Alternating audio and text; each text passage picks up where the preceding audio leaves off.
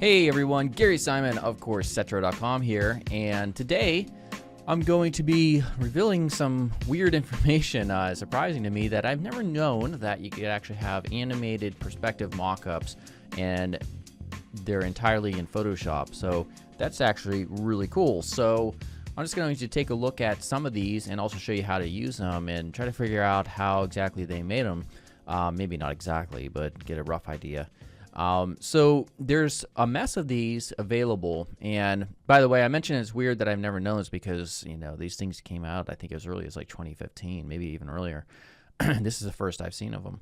But anyhow, if you go to Google and you type in animated perspective mockups, you'll find several results. This is one of them. Like over here at mockupworld.co, these are all animated, I believe, like an animated paper coffee cup mockup. So if we click on this, let's check out and see how this animates exactly. Hit play here. This is the first I've seen it. So yeah, so that's cool. So basically the gist is you open this up in Photoshop and you use a smart object layer and you change that to whatever your design is, and it will automatically export like an animated GIF for you to use. All right, so you know, this is like an animated floating iPhone X mockup. We have iPhone X isometric mockups. This one's really cool. That's the one we're going to use as the basis, and these are free, by the way. So of course there's our paid ones, but a lot of these are free. These are all free. There's a watch one. Pretty cool stuff. This lstore.graphics has several as well. Like this one's pretty sleek. So anyhow, once you download them, and sometimes they use gumroad.com, you just put 0 if you don't want to pay anything and download it. You can open up in Photoshop. So this is one of them. And when you open up in Photoshop, there's no animation that starts, of course. But the animation is baked in once you go to export it. So like any other regular mockup, you use these smart object layers. You change, usually it's just a single smart object layer. You double click on it where it says change this, by the way, right there. And then you place in your user interface design, or if it's an identity mockup or something, you place in your logo or whatever. And then you just save this file. So I'll do that real quick. All right, I'm just going to have my logo here. Let's copy all this, paste it in, and we'll just put it right around here. Save it, and there we go. Just like a normal static, non-animated mockup right here. So then once you're ready, you go ahead and save for web. So File, Save for Web, or Control Alt Shift and S. All right, so that's loading up off on my other monitor, so you can't see it right now.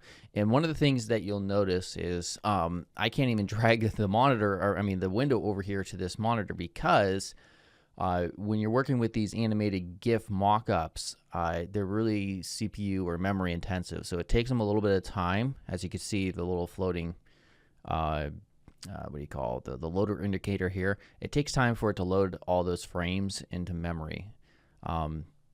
So I'll just pause until that's done. Okay, so here we are. It probably took like 30 seconds to load everything.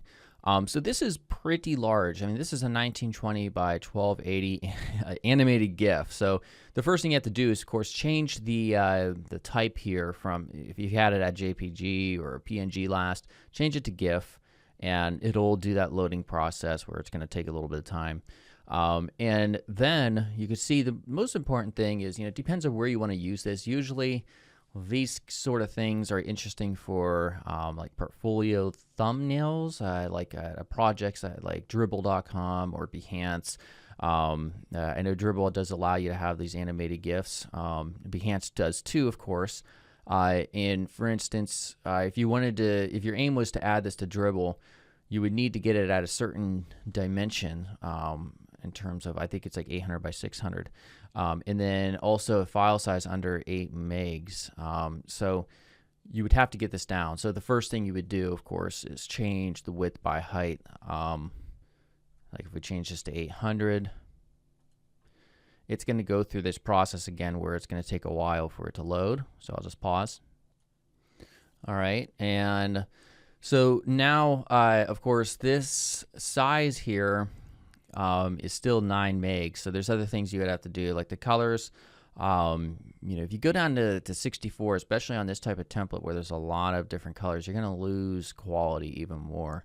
But there are other ways to get the file size down, and that would involve opening up the timeline. But anyhow, if you go to change the looping options to forever and then hit play, it'll show you this real cool kind of animation with your mockup. So that's kind of how they all work. And at this point, you would just go, you would save it wherever you want, and it'll go ahead and upload it as an animated GIF. So let's go back here real quick to the main Photoshop interface. Wow, to even cancel it, it's taken a long time. All right. So the way these work, to get the file size down, you can also decrease the frame rate. So if we go to Window and we go to Timeline, you're going to see all your layers that show up in the timeline here, because Photoshop can handle basic animations, nothing like After Effects or something like that. But under Change This, we could see, by the way, all these keyframes. And all these other layers, these are also smart object layers, because you see the little icon right here. For instance, the iPhone itself, you don't change this, but they're still smart object layers. And these are actually animations. They're all frames. So these are imported probably as some type of movie file that was exported probably, I'm going to assume, from a 3D application. Probably a 3D application of some sort. So anyhow, if we go back here, what they have to do is they import these, and they import all the actual footage, but then the smart object layer itself, they have to painstakingly create these. I mean, I assume this is how they would do it.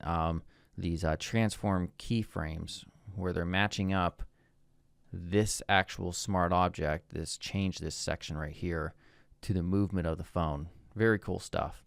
But anyhow, the way you would also decrease the let's see here, file size is through set timeline frame rate. This is showing off the very bottom of my screen. So the frame rate here is at 24. Well, if you wanted to change it to 15, hit OK. It's not going to be as smooth, but it'll still have your animation. And you save for web. Go ahead and once again change this to 800. And there you go. So now if we change this to forever and hit play, we have our animation. It's not quite as smooth, but it's still there. And it's 6.2 megs, which would satisfy the requirements. So really awesome. Didn't know these existed, not sure how. But I'm actually thinking of real shortly doing a tutorial where I show you how to create a smart, or not a smart, but a Photoshop mockup template using smart object layers, and making it look professional, because there's a whole market for presenting your UI designs or your identity designs in these smart templates and these really professional looking mockups. All right, so that is it. Just kind of a quick tutorial today. Going to be back at it soon with more coding tutorials. I've been focusing on design lately. But yeah, I'll see you guys real soon. All right, goodbye.